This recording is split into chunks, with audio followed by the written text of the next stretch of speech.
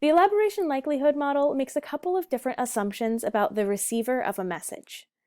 First and foremost is that our attitudes affect our behavior around a particular product or person that is being advertised. So first, let's take a look at the attitudes.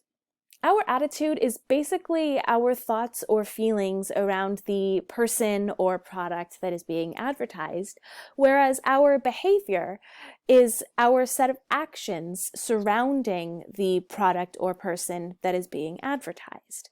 And we can see that our attitude about something is definitely going to have an impact on the way that we behave with regards to that thing.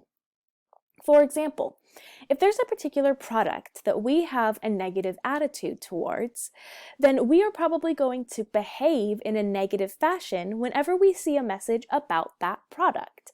And so let's say that we don't like this product and we see the advertisement for it on TV, we might do things like roll our eyes at the advertisement, change the channel, or simply just ignore the message altogether. Whereas if we had a positive attitude towards that product or person who is running the advertisement, then we might listen intently to the advertisement, learn from it, tell our friends about it, and behave in really positive ways that the person who made the advertisement or the persuasive message wants us to behave. And so the elaboration likelihood model basically just says that our attitudes are going to affect our behavior around persuasive messages. And ultimately, that this is going to guide our decisions, whether it's buying a product or voting for a politician. The most poignant piece of the elaboration likelihood model is the fact that it centers around two different routes of persuasion, the central route and the peripheral route.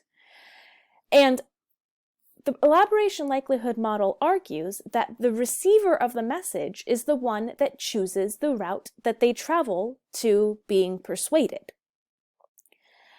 And the route that the individual chooses ultimately depends on the individual's will to critically analyze or elaborate upon the message that they are receiving. When people are motivated and able to elaborate on a message, then they are probably going to choose the central route of persuasion. Whereas if they are not motivated or they are unable to elaborate on the message, then they are more likely to choose the peripheral route. And we're going to dive a little bit more deeply into the central and peripheral routes of persuasion in just a moment. But it's important to know that change can occur on either the central route or the peripheral route. It can happen either way.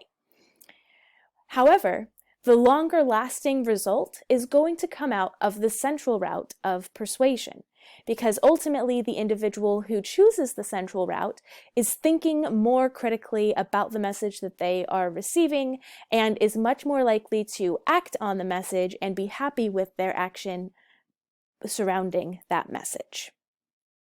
So next, we're going to take a look at the central route of persuasion and then take a look at the peripheral route.